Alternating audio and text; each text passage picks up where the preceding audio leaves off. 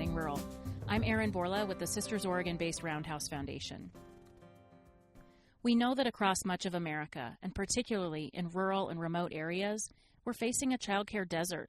Parents in rural communities often struggle to find good daycare, preschool, or other early learning experiences.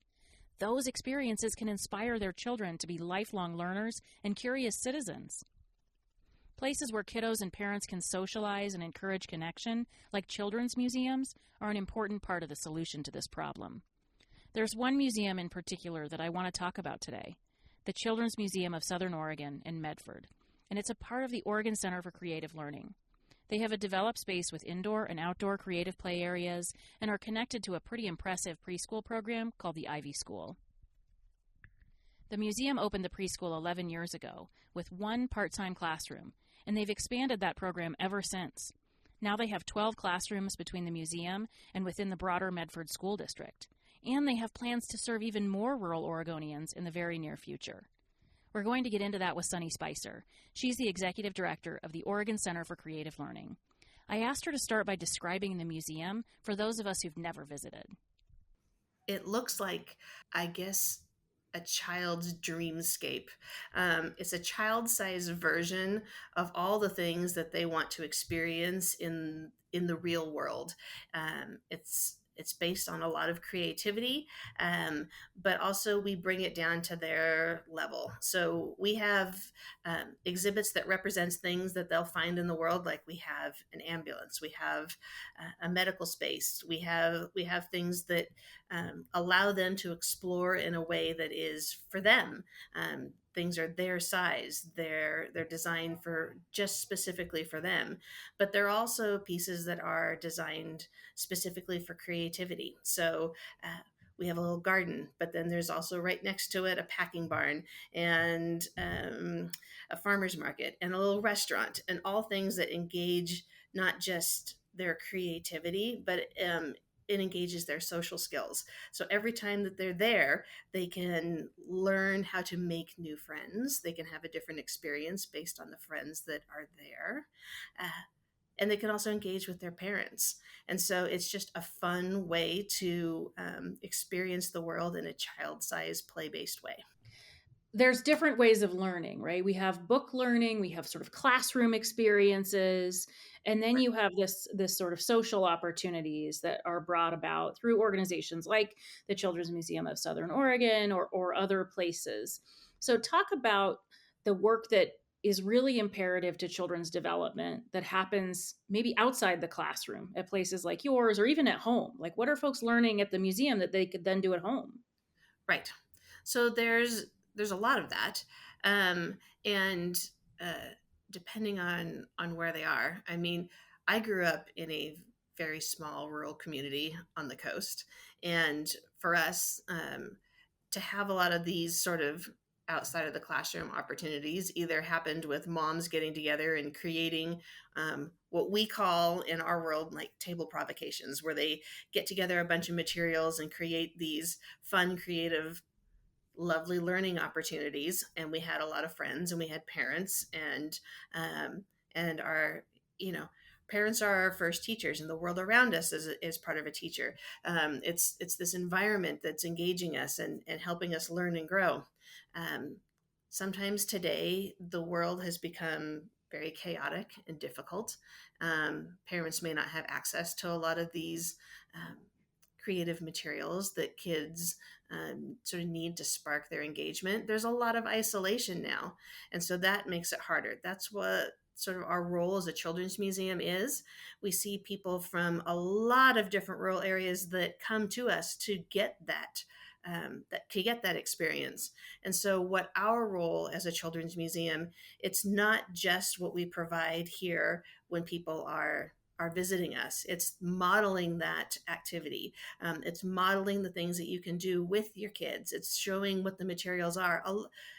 We have a lot of really expensive, wonderful, great materials here.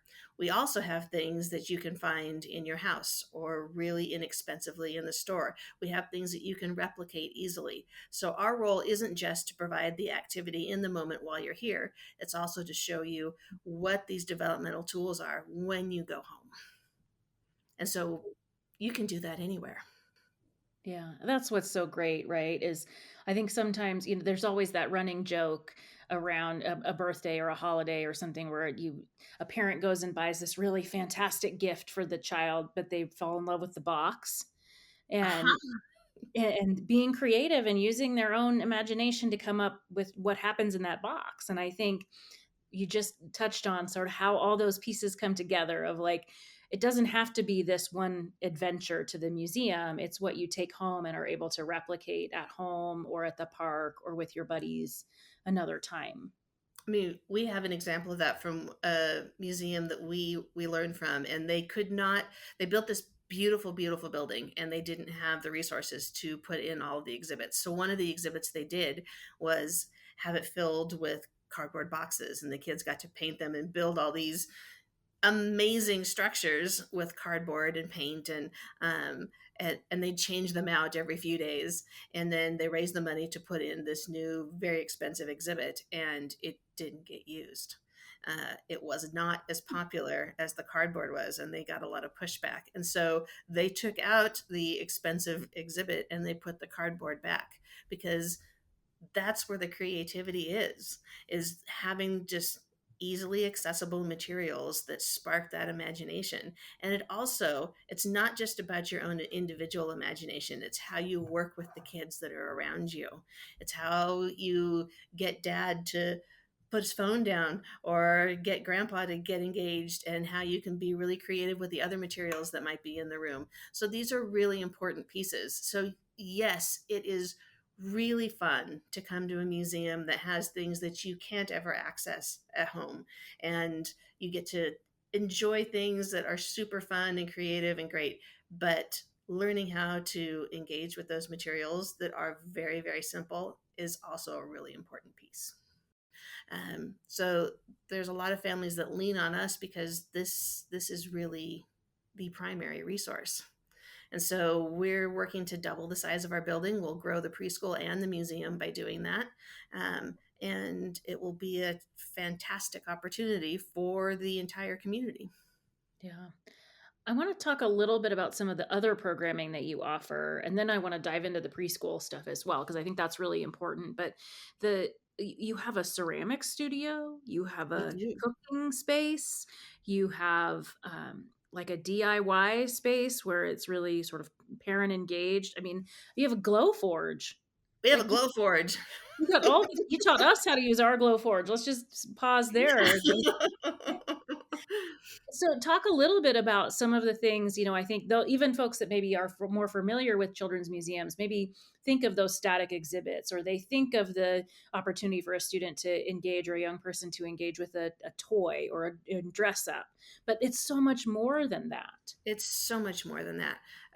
The culinary studio, I'll sort of start there. That's one that I had been hoping to get for a very long time. And one of the reasons is, how a child relates to food is it's it impacts a lot of their lives. And we noticed, particularly during the COVID years, when families were getting these beautiful produce boxes, and a lot of them were leaving them behind because they didn't really know what to do. The kids were saying, "Ugh, that's gross, I'm not touching that." And the parents were saying, "I don't really know what to do with that." And so we knew that one of our roles could be helping facilitate that. And so we've created this culinary studio, and it is a fun place. Kids get to do the cooking themselves. Sometimes it's full on cooking, sometimes it's just preparing, sometimes it's just tasting different things. And so when the kids are engaged in that process, and it's fun, and they're with their friends and they're trying new things, it becomes a whole different experience. And so the feedback we've received from parents is that it has changed a lot of their children's relationship with food. And so we have made food fun, and we can make it more nutritional. And that puts them on a path going forward to know that, lunch doesn't have to be a bag of flaming hot Cheetos. It can be something that you make and that you can enjoy, or that you could grow yourself.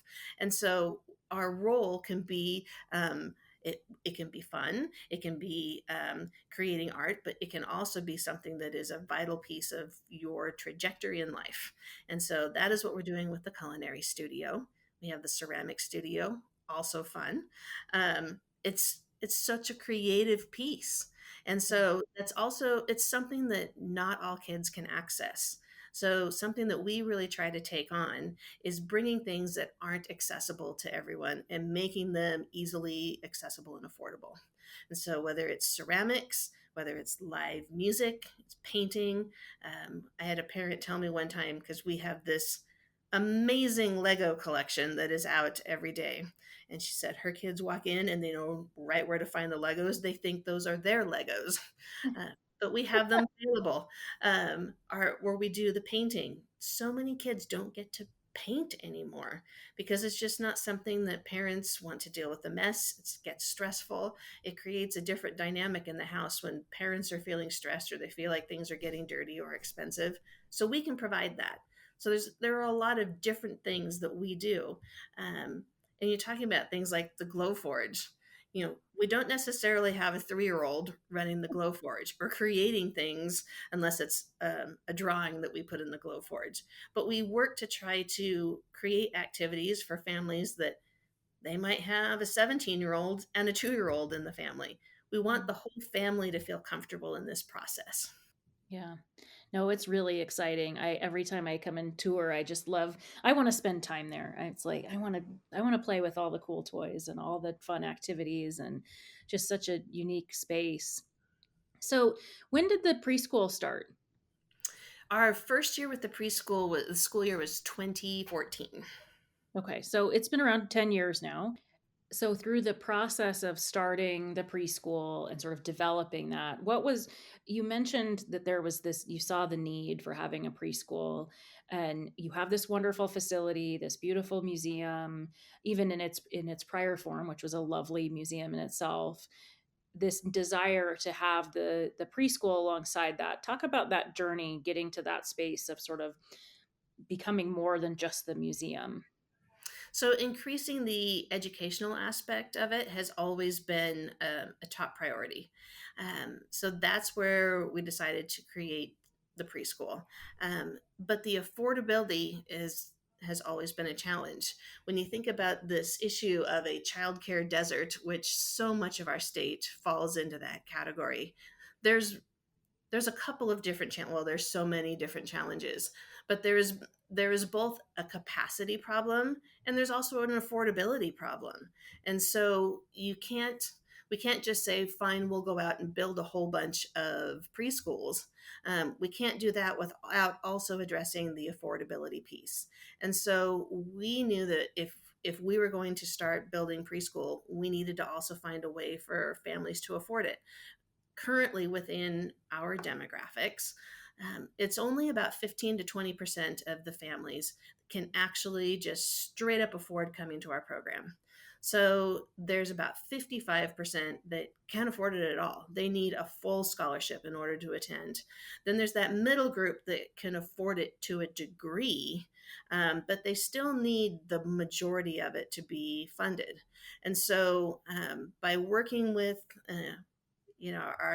our friends at the state level, where we're finding ways to bring in those publicly funded spots. We work with the school district, we work with foundations, private donors to try to serve that middle ground, and then we work to build the capacity so that we can still serve those that are able to fund the private pay spots. And so it is a really careful balance of growing the capacity in a way that serves the community, but still working to find that affordability piece. And so we have to be able to increase the educational piece, serve the needs of the kids in a way that meets their behavioral needs, their developmental needs, the needs of the parents, but also meets all these other very complex issues. Yeah.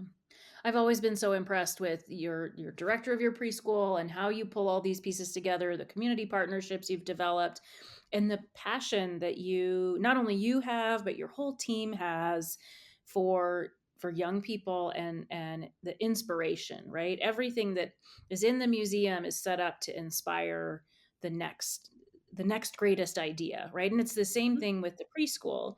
So while we have a pay equity issue for those working with young children, there is this opportunity to really change lives. And I think in addition to that, Absolutely. yeah, go ahead.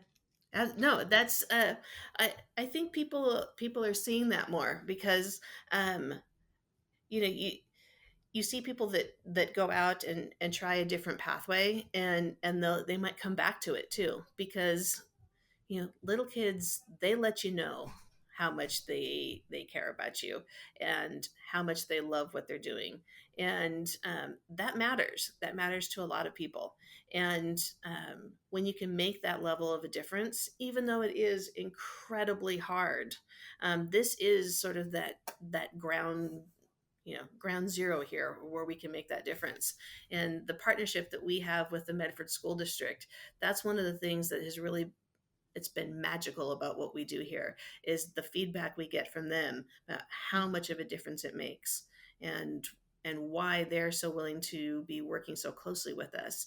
Because when kids have those opportunities early on, and the teachers have the support that they need and can do the work that they want to do, it really does make a difference. And so I think when people make the choice for that career and they see that, it really does matter. Yeah. Because every student, every kiddo deserves that opportunity to have a passionate person that cares about them outside of the home, helping them get to the next level. And I love that Absolutely. that partnership that you have with the school district in Medford is just brilliant. And I love that you're bringing in middle school students and high school students to help engage and get inspired for that work that you're doing. And I think oftentimes we forget about our sweet friends at middle school because they can be a little difficult occasionally, but it's those moments of like they get to make that decision on their own for the first time, Mhm. that sort of age group of like, I get to know, I get to make that choice. It's not mom's choice or grandma's choice or my guardian's choice. It's me. I'm deciding what's important. Exactly. Well, and to a preschooler, those middle schoolers they're not an adult, but they're just one of the cool kids. And they're there helping them and they're talking to them. And that makes everybody in that room feel very, very special. And that's a really lovely thing. Yeah. It's interesting. We talk a lot about isolation in senior populations right now, and it's definitely a Absolutely. hot topic. And so to hear it brought up as it relates to young children is really interesting. And I think we're the most connected we've probably ever been as a society with our new devices and everything else that we have, but we're also the most disconnected. And Yes. it's brought on all these different components, and our young people are definitely feeling that. So providing space for folks to disconnect or unplug, I guess, as Unplug, yeah. unplug and actually connect. Do you Uh, have stories of folks doing that at the museum? Like, what's one of your favorite memories of seeing somebody really, I don't know, getting in the sandbox? get- that happens all the time. In fact, The literal sandbox. I will say that our sand play and our stream are absolutely the bane of our existence, in the fact that there is sand in everything we have now. But when you talk about a space for everybody to connect and have fun and enjoy, um, the second day that our outdoor space was open, I saw a dad come in carrying two big bags of things. He brought extra changes of clothes. He brought the swim diapers. He brought food. He brought everything, and he was like, "Oh, we're in it this time." And he was out there playing with his kids the entire day. And so he figured it out that, oh, this is the place where nothing else is going to happen. We are just here. We're having fun. We're enjoying it. And so I think once people really experience all the opportunities that are here, they really can get the full experience from it. And so that is what's important. I mean, I think about how difficult it was to develop, especially our outdoor space. Our outdoor space was a lot. It was very expensive. It takes a lot to maintain, but it is also just an absolutely incredible space to facilitate those interactions, because not everybody can drive to the coast and go to the beach and sit there all day, or they don't necessarily have bikes and let their kids run around on the trike track. They don't have musical instruments at home that they can sit there and play together.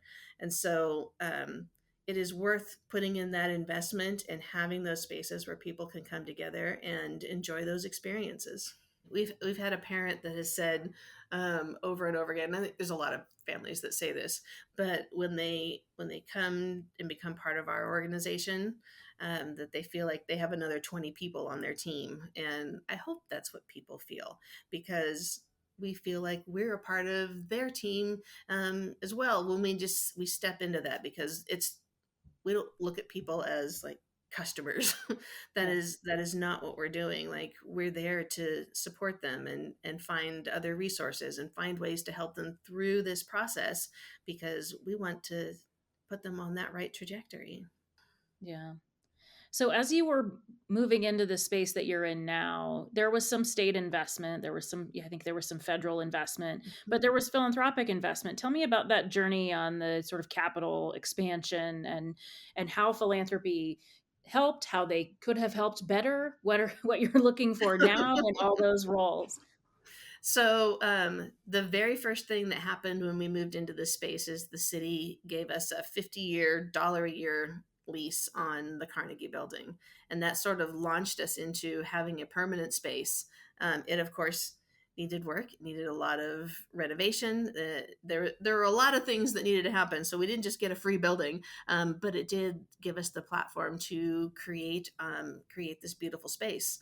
Um, the state got involved, gave some money. There were a number of foundations, thank you very much, that did a lot for us.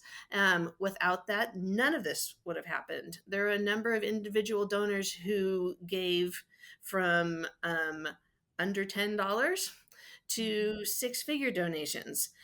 Without all those people and all those different resources lining up, we none of this would have happened, and none of this would keep happening, because all those really amazing programs that I talk about, the drop-in programs, the reason we can do those and make them free is because they're supported through typically through grants and foundation dollars, and also through individual donations.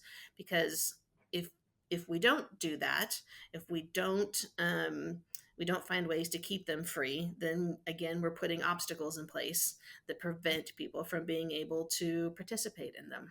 And so my goal is to always make sure that our programs remain free no matter what.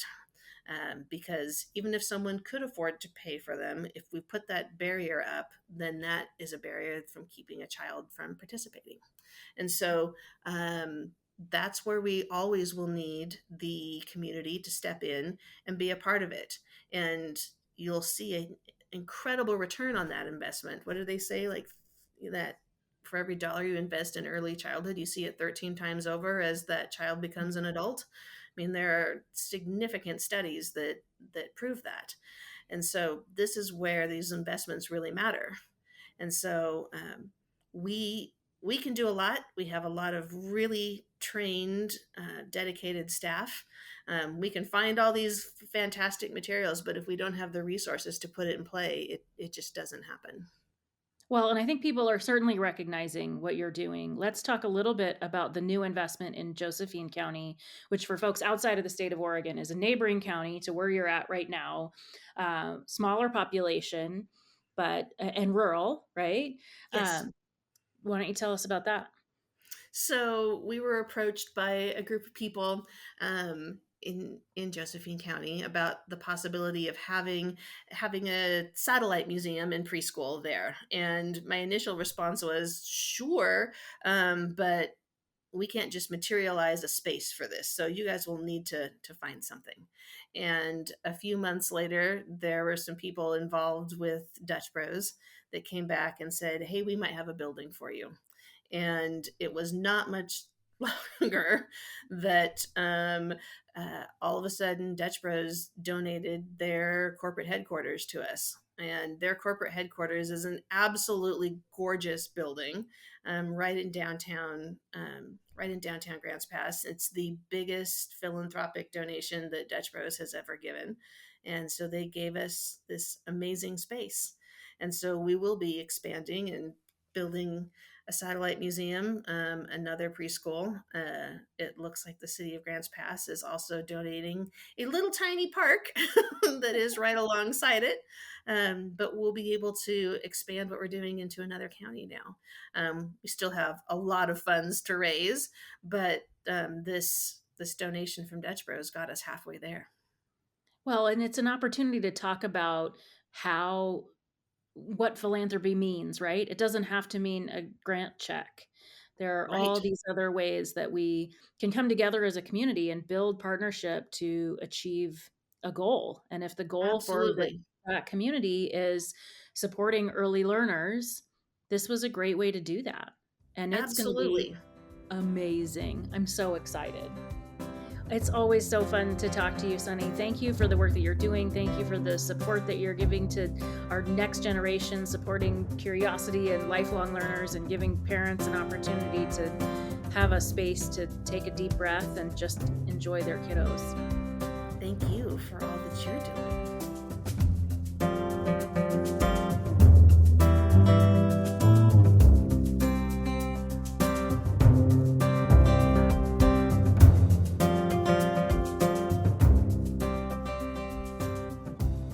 It's been really fun to watch the Center for Creative Learning grow just even in the last several years that we've been connected with Sunny and her team, and see the recognition that they've gotten and the different projects that they've been able to pull together.